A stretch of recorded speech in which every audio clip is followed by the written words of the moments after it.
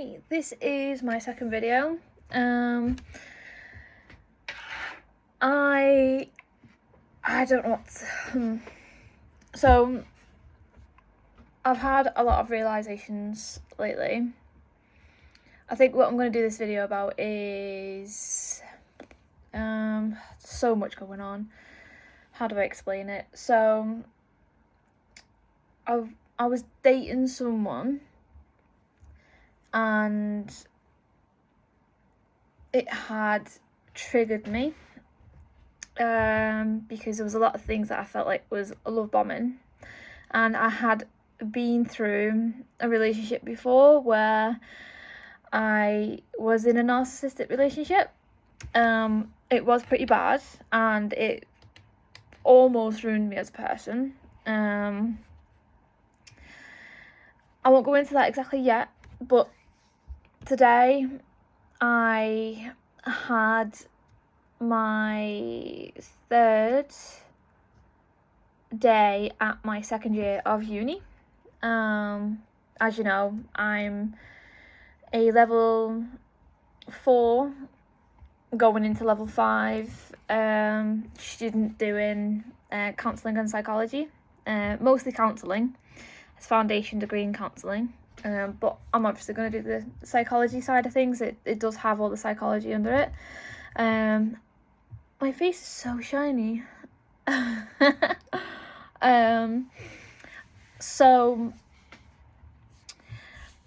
we do check-ins because it's personal development, and one of my modules is actually about personal development.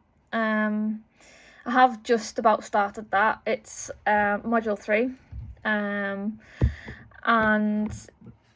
you have to compare from where you've been over the last couple of years in your counselling degree compared to where you've been before in life itself, and realisations, what can come up. And basically today in my check-in, I had, like, all the other ladies were going around saying, you know, their check-ins and stuff. The question was, how are you? How are you feeling? And where do you feel you're up to personally? And where do you feel like you are up to professionally? And a lot of this course basically is about how to counsel people, obviously, but your personal growth and, you know, overcoming biases, judging people, having that unconditional positive regard, empathy, and congruence. Basically, your honesty. So congruence can be, so what I'm feeling and what I'm doing is exactly in line with what I'm saying and doing too. Whereas incongruence is, you will say, as a easy, simple example, oh, I love rain. Rain is the best thing ever. And then, but inside, you actually don't like rain at all. You think it's the worst thing in the world. And you're going out in the rain being like, yeah, I love this. That's incongruence. That's not being true to yourself. You're not being autonomous. You're not being yourself. You're not being true. You're not being, you know, it's the integrity of things. You're not being real with who you are and how you feel inside. Obviously, that can be overcome with that work and patience on yourself. But anyway, back to yourself. Back to what I was talking about. Basically, I would say, what was I saying? This is another thing about traumatic abuse and narcissistic abuse. You've got brain damage pretty much, and you get brain fog after it because of the state of confusion that you put in and the self-doubt and things. It's just not healthy, and because of how traumatizing it is, your brain shuts down with all the defense mechanisms. It's not great. The recovery of narcissistic abuse is the worst. I'm not gonna lie. It is fucking, should I have said that? It is absolutely horrendous. Not good. And a lot of people are dealing with that too. But anyway, yeah. Oh, that's what I'm saying. So back to my check-in. My recent realisation is that I am not ready for a relationship. As much as I want one, as much as I want to love and be loved, and how much I hate loneliness, the best thing for me to do is to face it. Face it till I make it. Not fake it, but face it, because that's what needs to initially be done. Because if you're faking it, again, you're not being congruent, you're not following integrity, you're not being autonomous. Whereas if you face it and you sit with your feelings, your raw feelings, and the most painful ones, it teaches you something, and it's a part of the healing process. I did get to the point where I felt like I was full on healed. I overcome depression. I don't feel like that anymore. But again, with the whole healing, it's sometimes you fall backwards, and that's okay. That's absolutely fine. It's okay. So with that, like, it's one of those, it's just, yeah, just as long as you've got the right people around you, and people who are not enabling, and people who are supportive, that's all that matters. Get counselling. It's gonna probably change your life forever. There's all sorts out there. You can speak to people about this, and you can get recommendations. You can just Google it. But anyway, so with my check-in today, what happened was I spoke out loud and I said, I'm not ready for relationships. I started crying.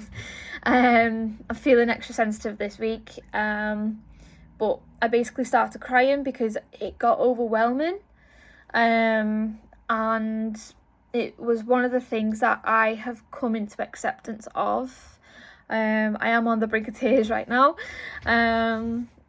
But basically, with ADHD, I'm undiagnosed, but I'm looking to get myself diagnosed. Obviously it's a long waiting list, but ADHD is basically, if you're single and you've got a streamline, you've got your plans, and you've got a list of the goals for like the year, things that you want to do, things that you want to achieve, what happens is, if your plan in place is interrupted, this could be for like autistic people, it could even be for general people, anyone really, anyone can function the way they function, do you know what I mean? I'm not saying otherwise, but basically for myself anyway, I know that if I get into a new relationship, I will be knocked off my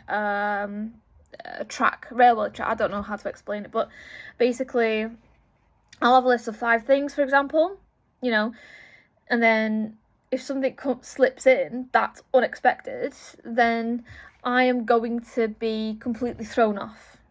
And I have realised that like, especially because I seem to still attract the wrong people. I attract people who want to drain the life out of me, because I'm nice, I'm kind, I'm giving, forgiving.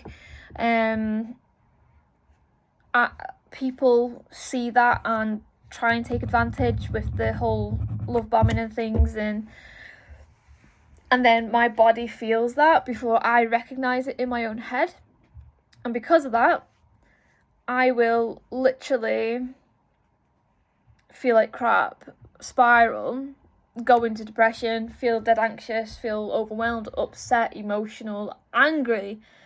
The amount of anger that is like, it's miles. I can't even describe it, but I have so much anger, and it's unbelievable. It is awful. Built up resentment for so many things. Again, I will get into that someday, but yeah, it is not good.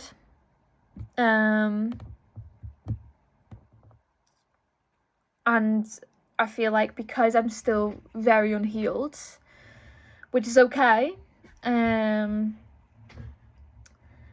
I am just going to still do me. It's chronic how much the feeling of loneliness takes over. It's painful, and I think that's something that I definitely need to sit with and handle. I hate being on my own. I hate being lonely. I hate not having someone to go to or cuddle or talk about my day with. Obviously, don't we all? I am very introverted as well. So obviously I don't go out with girls to parties and everything else. I'm barely invited to things. I'm not sure why. Maybe I'm just different, weird, just not the kind that people want at the places, and that's okay. I do shut down a lot and I don't reply. Maybe that's what it is, because I'm a distant friend, so it's like, oh, what's the point inviting her? Probably. But anyway, I basically, I feel like a relationship, it's not the end all or be all kind of thing, especially today with how everything's going, how you've probably seen it, all the news about women staying single, unmarried and childless, and they're happier. I think I'm gonna choose to be one of those women, because any man that I have tried to trust has always let me down, or hurt me, or just whatever. But like I said, to summarize it now, ADHD, new relationship, burnout, especially if it's the wrong person, knocks me off track. If it was someone safe, there's that potential of being bored, and it going slow. But that's something that I think a lot of people don't understand, that safe and boring is slow. No. Safe and slow is boring. There we go.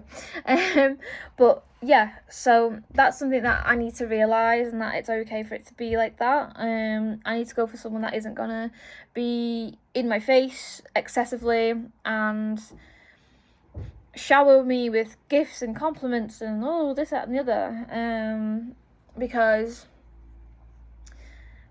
it can get overwhelming, and then there's the whole guilt of not being able to give that back if you're physically or mentally unable to. For example, I don't have money. If someone showers me with gifts, I feel guilt, and then I will want to back off. I'll feel overwhelmed, and I'll be like, I can't give you what you need, and then the thoughts of I'm not good enough, this person rock in, and then I self-sabotage. Not good. But that's okay. That happens, and that's why you need safe communication. So then safe communicate. Sorry, I'm tired. I've just had a driving lesson as well. And I've got work tomorrow. First full week back at work because I've not been well, because I was knocked off my my rail and things. So yeah. I hope you understand this video. I know it's a lot, but I hope that helps someone out there with a little bit more understanding. Almost 15 minutes long. I ranted on. I still haven't come up with a name. I'm thinking maybe The Ugly Therapist. I quite like that. The Ugly Therapist. Because on the outside I feel ugly sometimes. On the inside I feel ugly sometimes.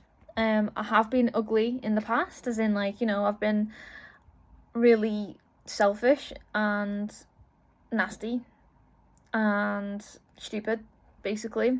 That's my own fault. I will take full accountability of that. But yeah, I'm a work in progress, and I'm sure you are too. That's probably why you're here, which is brilliant. Thank you for watching my video, and yeah, good luck on your journey. Reach out if you need anything. I'm happy to message back and chat and stuff. Thank you.